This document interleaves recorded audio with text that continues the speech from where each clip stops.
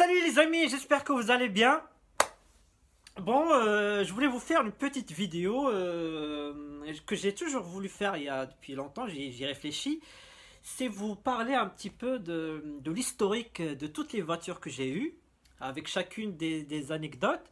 Et surtout, moi, ce qui me fait marrer, c'est que on voit fleurir partout des groupes Youngtimer, Oldtimer, tout, enfin, les voitures cultes, etc. Moi, je me suis rendu compte, en fait, quand je cherchais les archives, les voitures que j'ai eues, je me suis aperçu que franchement, enfin, moi, j'ai toujours roulé en Youngtimer et jusqu'à aujourd'hui. La dernière fois où j'ai voulu acheter une voiture, on va dire, récente, c'est quand j'ai acheté le Touareg, mais c'est pas n'importe lequel, c'est le V10 TDI quand même. J'avais fait une vidéo que vous pouvez aller voir où j'en parle en détail, mais les voitures d'aujourd'hui, comme je le rappelle encore une fois, ne font pas rêver comme avant. Et par contre, il y a des voitures que je pourrais acheter récentes, bien évidemment, comme par exemple la Ford Mustang, etc. Bon, bref. Donc, je vais vous parler de toutes les voitures que j'ai eues depuis que j'ai le permis.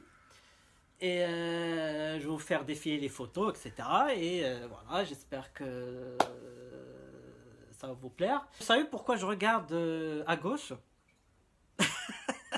Parce qu'en fait, j'ai toutes les photos des voitures. Depuis la première jusqu'à... ça s'appelle le mur des voitures que j'ai ici. Toutes les photos des voitures que j'ai, que je vais vous montrer.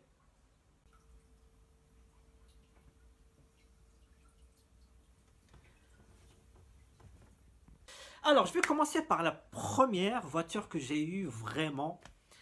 C'est une Golf 3 TD. Turbo diesel à l'époque, c'était quelque chose. Et elle appartenait à mon père. Et je vous rappelle en fait que j'ai eu mon permis. Et un jour, mon père m'a dit il faut que tu puisses avoir ton bac si tu veux vraiment une voiture. Et un jour, il m'a appelé, c'était un soir. Il m'a dit Younes, j'ai une épingle sur la tête. J'ai dit bah, c'est quoi?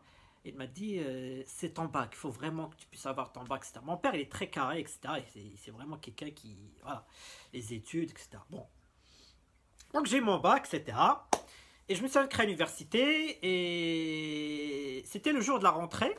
C'était un après-midi, je me rappelle très bien. En fait, moi, tout ce qui est en rapport avec les voitures, je m'en souviens. Je peux tout oublier sauf des souvenirs de voitures. Ça, c'est quelque chose qui m'a marqué, qui reste marqué dans ma tête à jamais. Et donc, c'était un après-midi. L'entrée se faisait l'après-midi, je crois. C'était un lundi, je crois. Je ne me rappelle pas exactement, mais c'était un après-midi. Mes parents étaient en train de prendre leur déjeuner tranquillement. C'est comme ça. Et donc moi j'arrive, je prends mes affaires, je leur dis bon je vais aller à l'université. Et là ma mère, c'est vrai qu'elle c'était son initiative. Donc elle a dit à mon père qui était assez à côté d'elle, et elle lui a dit bon ah oui, déjà il m'a dit tu vas comment? Je dis bah en bus. J'y vais comment? C'est quoi cette question? Et là, ma mère, elle a eu cette initiative. Elle a dit, bah écoute, vu que... Parce qu'en fait, mon père, il est très très dynamique, il fait beaucoup de marches, il fait beaucoup de vélo, etc., footing, etc. Et à l'époque, il n'utilisait pas beaucoup la Golf. Et du coup, ma mère lui dit, bah écoute, t'as qu'à lui prêter ta voiture, parce que voilà, vu que le temps qu'il s'y habitue, etc. Après, et là, mon père, franchement, les amis, il a fait un geste que j'oublierai jamais.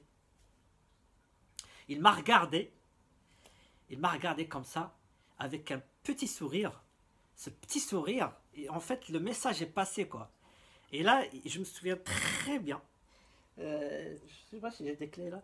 Il avait les clés sur sa chemise, la poche de sa chemise, dans la poche de de sa chemise. Il m'a regardé, il a ses petits sourires, il m'a dit tu l'as mérité, je suis fier de toi pour ton bac, etc. Voilà, tu l'as mérité. Franchement, ça, ce geste que j'oublierai jamais. Je rends vraiment hommage à mon père parce que c'est vraiment un geste que j'oublierai jamais. C'est vraiment quelque chose d'extraordinaire. Et on peut pas décrire. À l'époque, c'était quelque chose. Avoir son permis, avoir une Golf 3, à l'époque, c'était quelque chose. À l'université, vous savez, c'est quand même un booster, voilà, pour sortir, draguer, etc. Les soirées, enfin voilà, on se sent vraiment. À l'époque, c'était quelque chose. Et du coup, bah, j'ai roulé avec pendant un an. Je la prenais quand je voulais. Enfin, c'était pas de restriction. Par contre, à une condition. Ça, c'est mon père quand il dit des choses. Franchement, c'est hallucinant. Il m'a dit à une condition. Écoutez bien la phrase. Il m'a dit ne laisse jamais quelqu'un.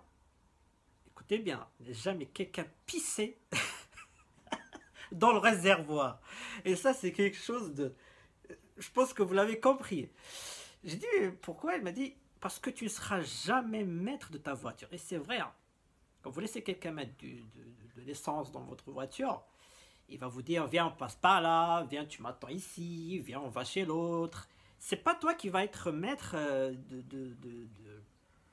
Et c'est pour ça qu'il m'a dit je préfère que tu viennes me voir, que tu me dis j'ai plus d'argent de poche et que je t'engueule, plutôt que tu ailles quémander quelqu'un qui te mette 10 € dans le réservoir et voilà, qui te fait balader. Enfin, ça m'a marqué. Franchement, j'ai toujours suivi ce conseil, toujours. Voilà. Je reste maître de ma voiture, je fais ce que je veux, je vais où je veux, personne ne me dit ce que je dois faire. Et ça, ce conseil est valable partout, dans tous les domaines. C'est vraiment, il faut toujours être maître de son destin. Vraiment. Si vraiment on veut réussir, il faut toujours être maître de son destin. De ne jamais se laisser dicter ce qu'on doit faire. Jamais. Toujours maître de son destin, être sûr de soi-même et aller dans l'avant, quoi. C'est ça, mon père. Il est toujours comme ça, assez carré. Mais je le remercie vraiment parce que grâce à ce conseil, j'ai pu aller plus loin. Bref. Donc j'ai roulé avec cette voiture pendant un an, c'était très bien. Elle était l'intérieur à l'époque, j'avais le volant bois. Ça faisait fureur à l'époque avoir un volant bois, c'était à la mode. L'intérieur avait de la faux ronce noyée, etc. Enfin, avait une belle sono. J'avais acheté un Clarion 5 x 50, 4 x 50 watts. Je me souviens très bien de ce Clarion. J'avais une belle sono, etc. Bon, je vous laisse regarder les photos.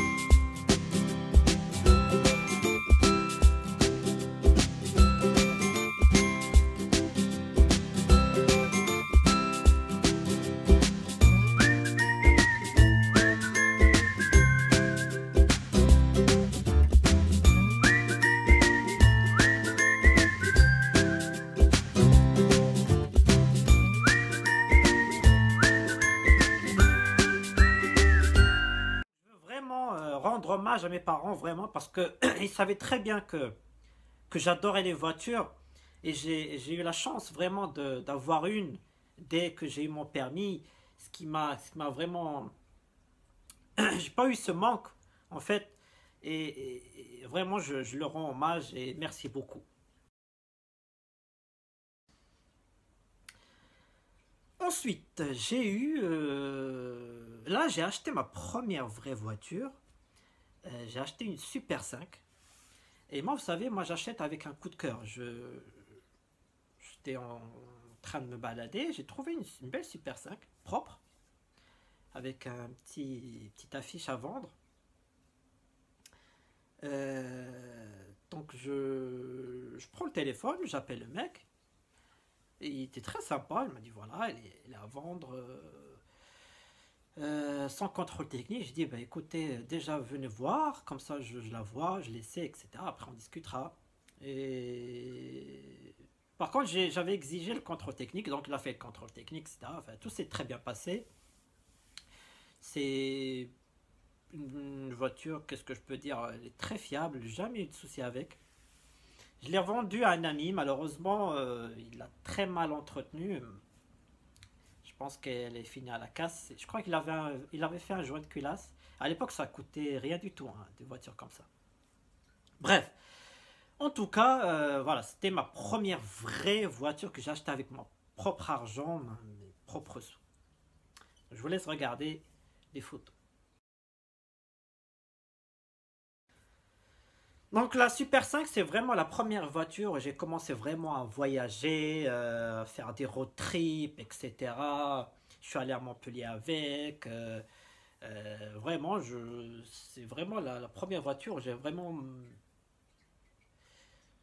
bien voyagé avec.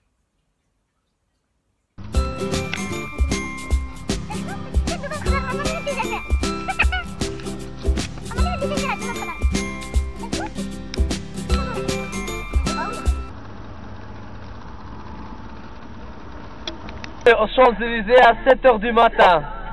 Regardez la tête qu'il a, regardez. Ensuite, donc ma deuxième voiture. Là, je reviens à mon premier amour, la Golf. Donc là, j'ai acheté une Golf 3 essence, 1,8 litre. Sur Viva Street, à l'époque, il n'y avait pas le bon coin. Sur Viva Street, les photos, elles étaient pourries. Donc, elle avait comme spécificité, c'est que quand j'ai appelé le mec, il m'a dit, elle fait un bruit assourdissant parce qu'elle avait le collecteur qui était fissuré. Elle était au Mans. Je l'ai acheté au Mans. Et du coup, donc je suis allé la voir. Je l'ai acheté. Au retour, elle faisait un bruit, mais toute la route, c'était comme ça. Donc c'était mon premier projet. Comment dire, premier projet.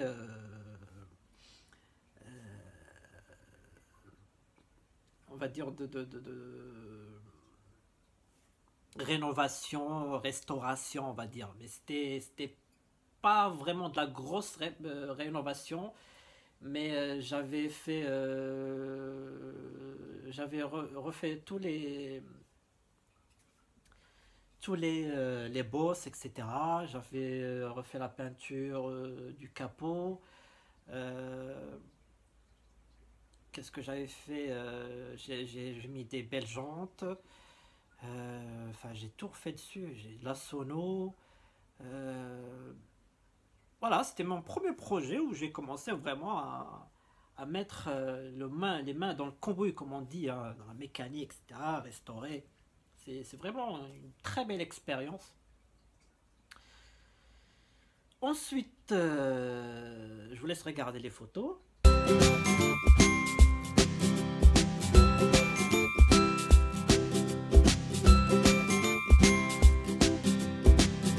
Donc avec cette Golf, donc j'ai fait le premier vrai long road trip. Je suis allé même jusqu'au Maroc avec. J'ai traversé l'Espagne. C'était un soir, un coup de tête. J'étais avec des potes. Et il y a un qui m'a dit, bah, tiens, pourquoi tu vas pas au Maroc avec? J'ai dit, bah tiens, c'est une bonne idée. J'ai pris mes affaires, je suis parti. Je traversais l'Espagne, mais je sais pas, je me suis pas arrêté, hein. C'est d'un coup de trait, hein. Je crois que j'ai fait 23 heures, je crois, environ. Donc c'est vraiment une voiture que je garde très bon souvenir.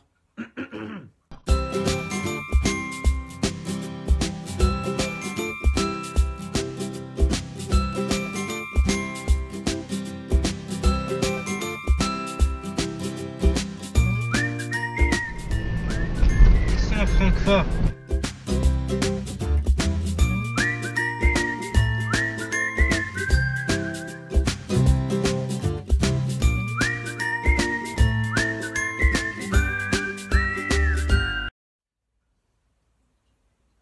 Ensuite, j'achète pour la première fois de ma vie. Et ça, c'est quelque chose, je pense que, je dis toujours, c'est l'un de mes plus beaux jours de ma vie. Je pense que c'est le plus beau jour de ma vie. C'est quand j'ai acheté ma BM E36, série 3. Oh là là là là. C'était, je crois que j'ai jamais eu une sensation comme ça, comme le jour où j'ai acheté ma BM série 3. Ça, j'oublierai jamais. Je l'ai eu quand j'ai acheté la Mercedes aussi, mais c'est pas pareil. Là, c'est la première fois. C'est comme vous, c'est comme vous découvrez la chair pour la première fois, on va dire. C'est un jour que j'oublierai jamais.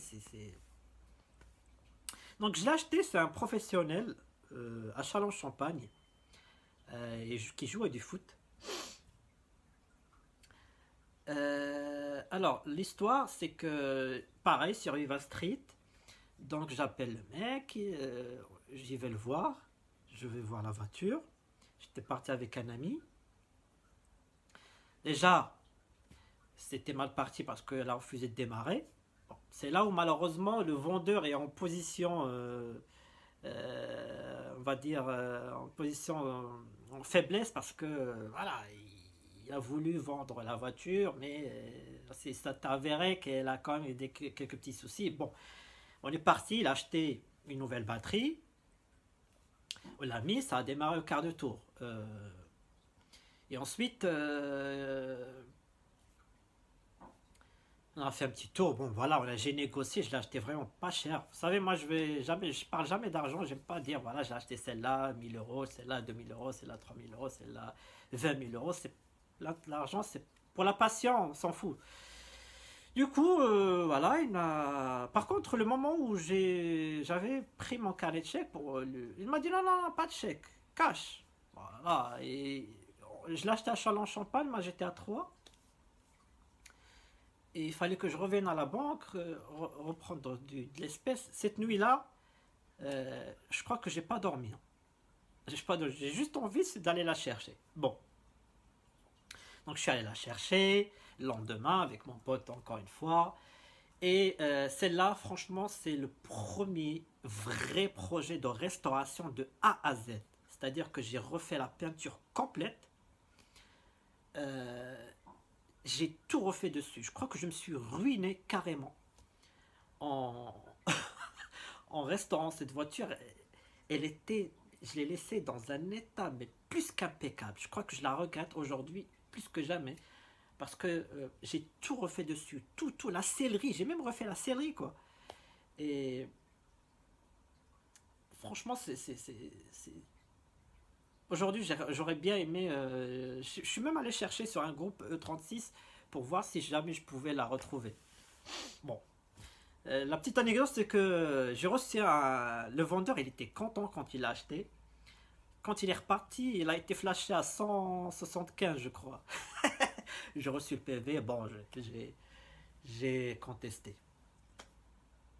Donc ça, c'était mon vrai projet. Ensuite, je suis revenu.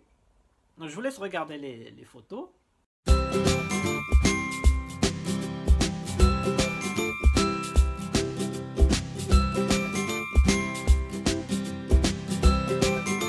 Donc avec la BM,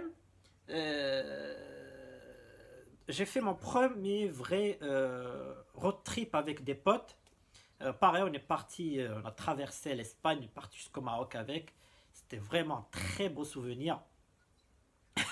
On a vraiment déliré. C'était vraiment pas. Quel souvenir.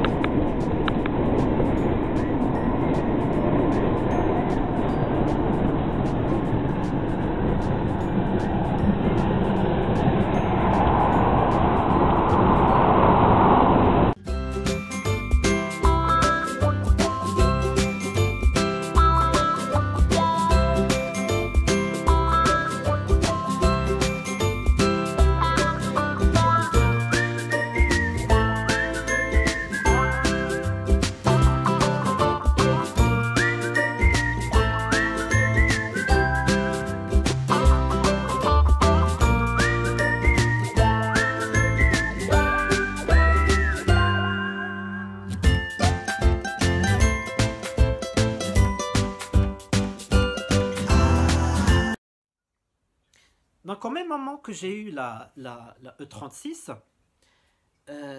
parce qu'en fait, quand j'ai vendu la Golf et j'ai racheté la E36, il m'est resté, je suis resté à un moment donné sans voiture. Ça, c'est quelque chose qui m'a marqué parce que je déteste rester sans voiture. Donc j'ai acheté une Fiat Uno. Comment ça s'est passé? Tout simplement, il y avait un pote à moi, il m'a appelé, il m'a dit: tiens Younes, il y a une Fiat Uno en bas de chez moi qui est pas chère. Elle a juste une fuite du liquide de refroidissement. Est-ce que ça t'intéresse? J'ai dit, je saute dessus. Je suis allé la chercher. C'était une 1,4 litre injection. 75 chevaux. Pour le poids qu'elle fait, c'était vraiment une petite bombasse. Donc je l'ai acheté. Je suis rentré avec, et je l'ai gardé. Alors vous allez me dire, mais pourquoi une Fiat Uno? Une Fiat Uno tout simplement parce que c'est une voiture qui m'a marqué, parce que c'est la première voiture que j'ai conduite sans permis. Moi j'ai eu la chance dans ma vie d'avoir des frères et des cousins qui me faisaient confiance et qui me laissaient conduire. Et à l'époque on avait, trois cousins, on avait une Fiat Uno. Donc je passais tout le temps à... Il me laissait conduire. Et quand je dis il me faisait confiance, c'est-à-dire que je conduisais sans permis voilà, dans la circulation normale. Et ça m'a vraiment donné de la confiance. Et ça m'a marqué. Donc la Fiat Uno, c'est une voiture que j'ai même aujourd'hui, parce que j'ai acheté une deuxième. C'est une voiture qui me donne du plaisir quand je la conduis. Et toutes les semaines... Toutes les semaines, je conduis la Fiat Uno. C'est quelque chose que... Du coup, j'ai acheté la première Fiat Uno. Je vous laisse regarder.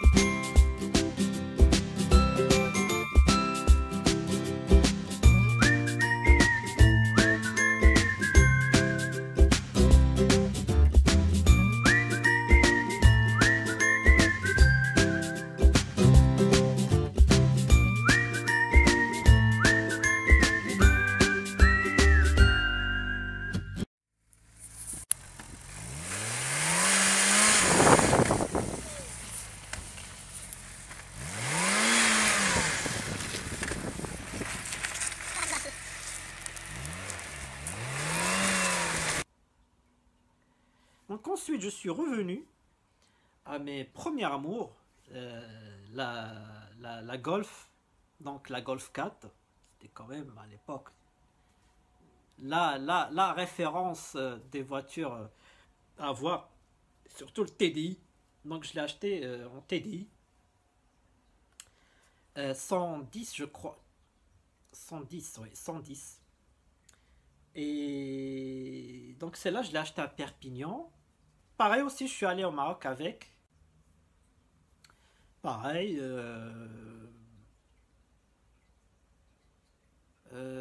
Niveau restauration, j'ai pas fait grand chose. J'ai refait la chaîne la courroie de distribution. Voilà, c'était pas. Elle était bien, mais j'étais plus. Franchement, j'étais plus dans les Golf. Ça y est, c'est. Quand j'ai goûté à BM et je suis revenu à Golf, c'est. Voilà, on n'est pas dans le même, la même gamme. Et j'ai tout de suite voulu revenir. Donc je vous laisse déjà regarder la Golf.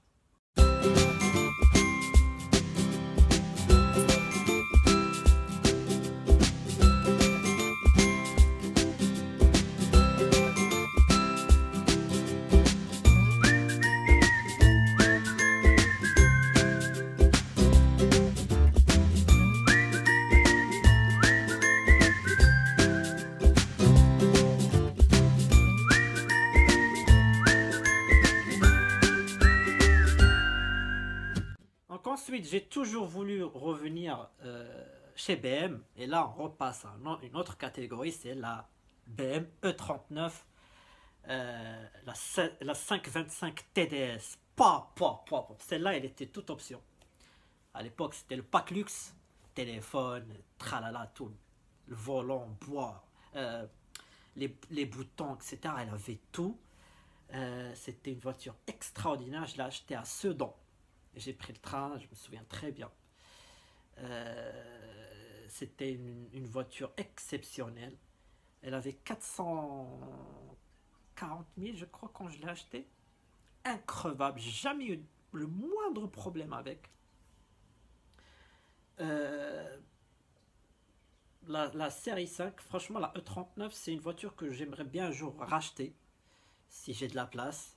Parce que c'est une très belle voiture. Je la préfère d'ailleurs que la E38. Hein. Je pense que si la E39 était un peu plus spacieuse, je pense qu'elle serait une très belle série 7. Voilà. La série 7, pour moi, la E38, je l'avais déjà évoqué, un peu carrée. La E39, elle est vraiment très belle. Moi, j'avais le verre bouteille qui était extraordinaire. Je l'aurais bien aimé l'avoir en cuir beige. Oh, c'est la meilleure configuration sur un E39. C'est cuir beige, verre bouteille. Donc j'ai gardé un très bon souvenir.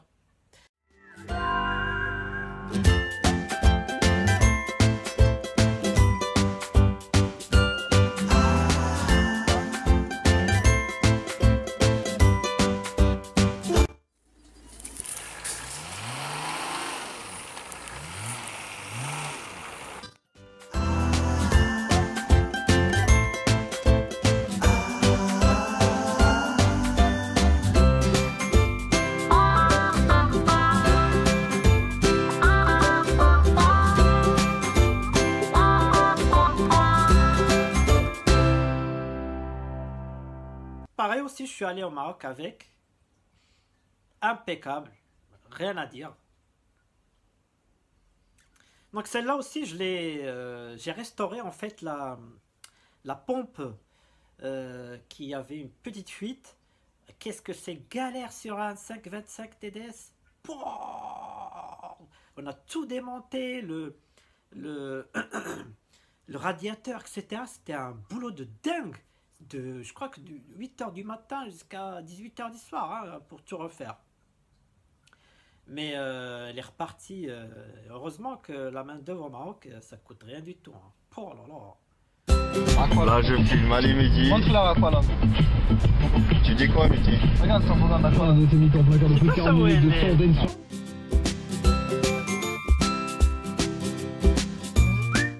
Le Big Boss. Le boss. C'est les 5, montre les options. Téléphone.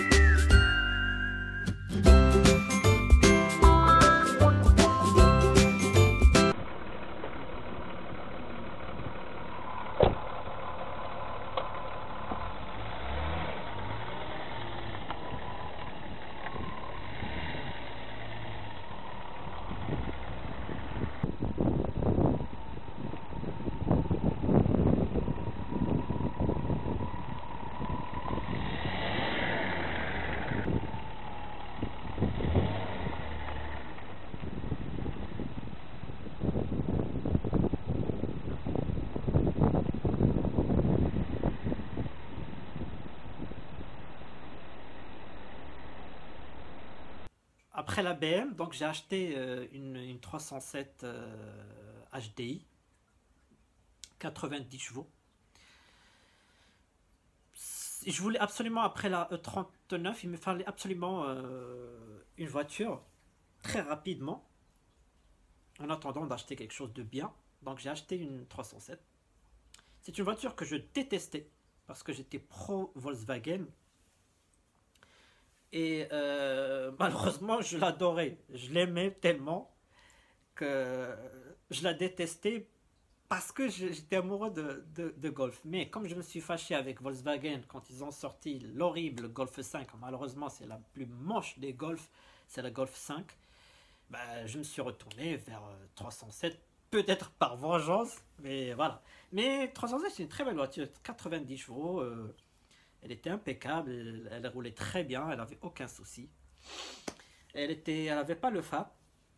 Vert bouteille, intérieur noir.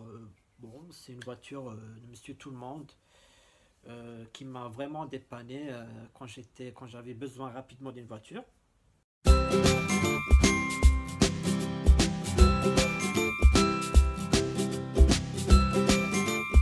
Alors je l'ai acheté au Mans.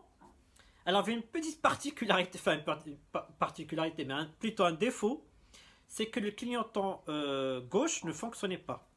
Et comme là on passe en multiplexé, il n'y a pas de relais, il n'y a rien du tout. Tout est géré par le BSI.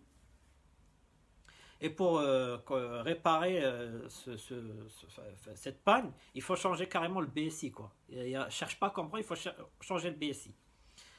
Et le BSI, quand on change le BSI, bah, il faut changer le code, il faut faire télécodage du code, de la clé, du moteur. Enfin, c'est un boulot de fou. Et moi, j'avais trouvé une petite tactique, c'est que j'ai installé un petit capteur au niveau du commodo.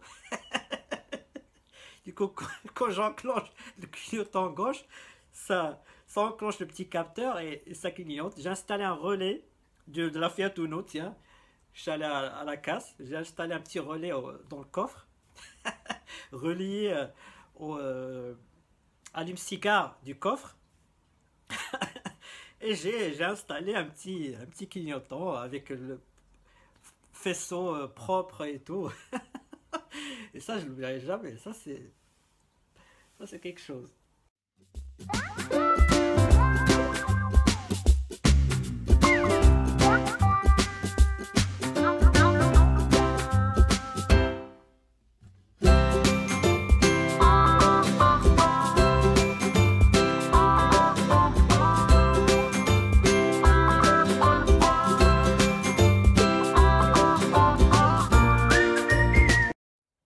Et en même temps, j'ai changé de voiture.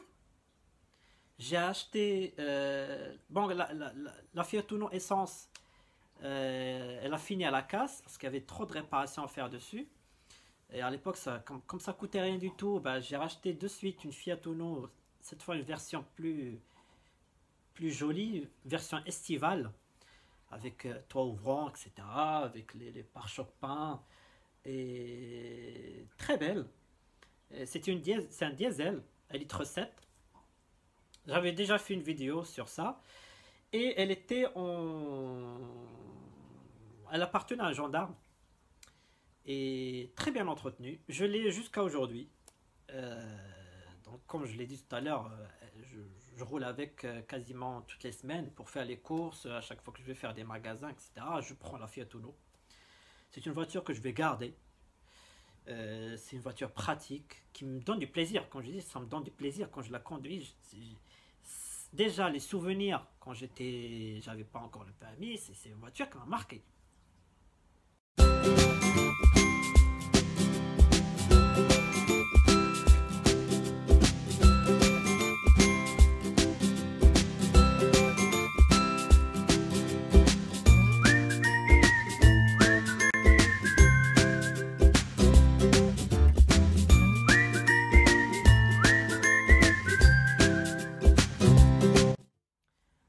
Ensuite, et là, on a acheté le Graal du Graal. Donc après la 307 90 chevaux, je suis passé à la Mercedes Lady D. S350 turbo diesel. Ah là là. Moi j'avais déjà fait une vidéo, je vous ai déjà parlé longuement sur ma Lady Di. Donc je vais pas m'attarder dessus. Donc voilà, c'est une journée aussi que j'oublierai jamais, pareil que la E36. Je l'ai acheté à Saint-Étienne. Et voilà, vous la connaissez maintenant, je ne vais pas m'attarder dessus.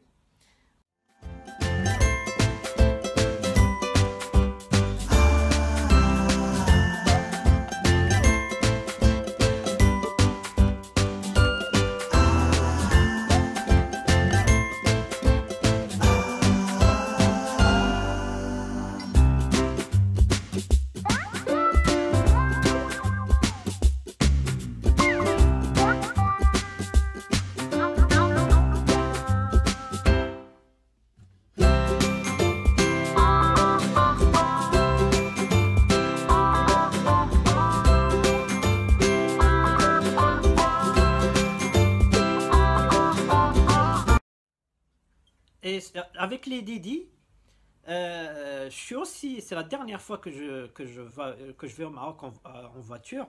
C'est avec les Didi. C'est la première fois. Parce que comme je vous ai dit tout à l'heure, j'ai traversé plusieurs fois en voiture. Mais c'est la première fois. Franchement, c'est là où j'ai vu la différence. La première fois que je fais tant de kilomètres, je crois, on a traversé. Je suis allé à Perpignan, chercher mon cousin, et après on a redescendu jusqu'à Malaga en un seul trait. Perpignan-Malaga, je crois il y a plus de 13 heures de route. La première fois que je fais tant de trajets en voiture sans jamais ressentir la moindre fatigue à la fin. Le soir même, on est même sorti quand on est arrivé. Première fois. C'est là où j'ai vu la différence entre une Golf, une série 3, une série 5. Mercedes, là on est vraiment dans le... Wow.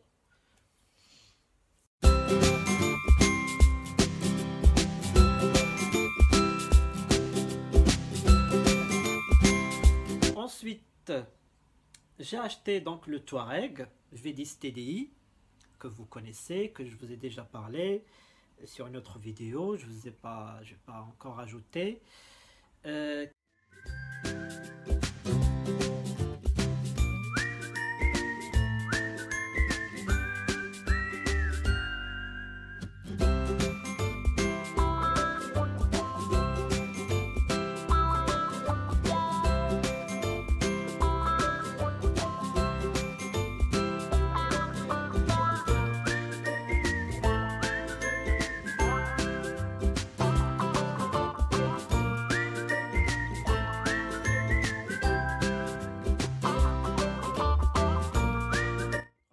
Que j'ai aujourd'hui encore, j'ai acheté la deuxième, mais cette fois en 110 chevaux FAP, à intérieur beige noir, couleur noire, intérieur beige, c'est magnifique comme config, que j'ai aujourd'hui comme daily, donc la Fiat Uno, la Mercedes, la R5 et la 4L. Donc j'ai déjà fait une présentation de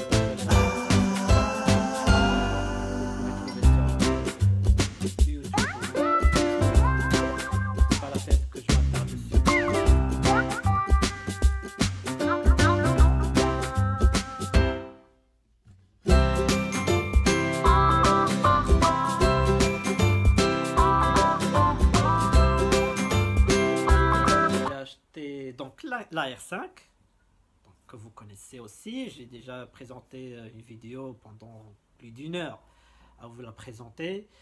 Donc la R5 c'est quelque chose aussi qui m'a marqué quand j'étais petit et surtout moi ce que je retiens c'est le monsieur qui me l'a vendu, il m'a vu dans mes yeux le petit enfant qui cherchait le jouet perdu de son enfance. C'est ça qui m'a marqué en fait. Il a vu en moi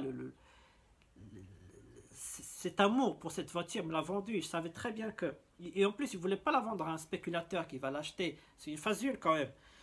Et comme je vous l'ai dit, je l'ai acheté aussi par hasard. Moi, je suis quelqu'un toujours qui achète sur un coup de cœur. Donc j'ai acheté la R5 que j'ai encore aujourd'hui.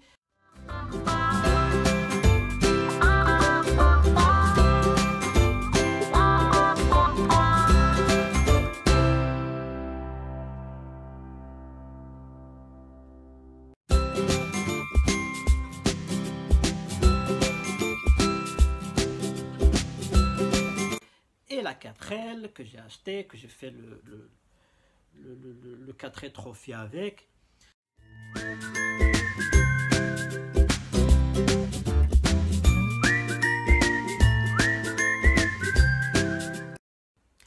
Voilà les amis, je pense que j'ai fait le tour. J'espère que cette vidéo va vous plaire.